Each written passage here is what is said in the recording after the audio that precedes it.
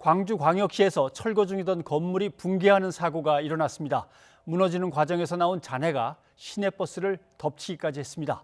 현재까지 승객 8명이 중상을 입었고 버스 안에 갇혀있던 2명이 조금 전 추가로 구조됐는데 승객들의 상태는 정확히 알려지지 않았습니다. 현장에 나가 있는 취재기자를 연결해 보겠습니다. 나연호 기자. 네, 광주 동구 학동에 있는 건물 붕괴 사고 현장에 나와 있습니다. 네, 지금도 구조 작업이 이루어지고 있겠군요. 지금 상황이 어떤지 설명을 좀 해주시죠. 예, 그렇습니다. 현장의 모습은 굉장히 처참한 모습입니다. 5층짜리 건물이 이 도로 쪽으로 무너지면서 완전히 형체도 보이지 않을 정도로 심하게 부서져 있는 모습을 볼 수 있습니다. 이 도로가 현재 6차로 도로인데 6차로 도로 가운데 4차로 도로가 이 건물에서 나온 잔해로 깔려 있는 모습도 볼 수 있습니다. 당시 상황이 얼마나 위급했는지를 보여주고 있는 모습입니다. 현장에는 중장비 5대까지 동원돼서 수색과 수습 작업이 이루어지고 있습니다. 그리고 경찰과 소방당국은 현장을 통제하고 있는 모습입니다. 건물이 붕괴하면서 하필 바로 앞 도로를 지나던 시내버스를 덮쳤습니다. 당시 시내버스 안에는 12명이 타고 있었는데요. 현재까지 8명이 구조됐고 4명이 아직 버스에 갇혀있는 상태입니다.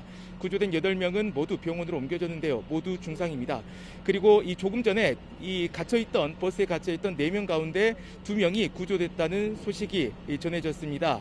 그러나 구조된 사람들의 상태는 아직까지 알려지지 않고 있습니다. 붕괴 신고가 접수된 것은 오늘 오후 4시 20분쯤입니다.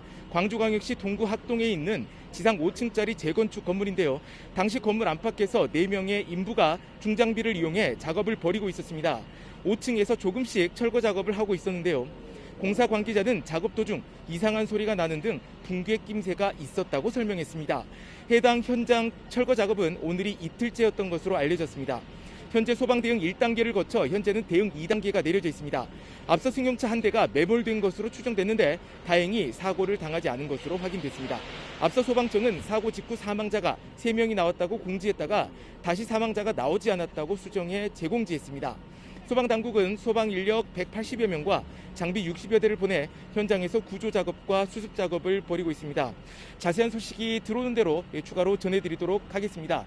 지금까지 광주 동구 학동에 있는 건물 붕괴 사고 현장에서 YTN 나연호입니다.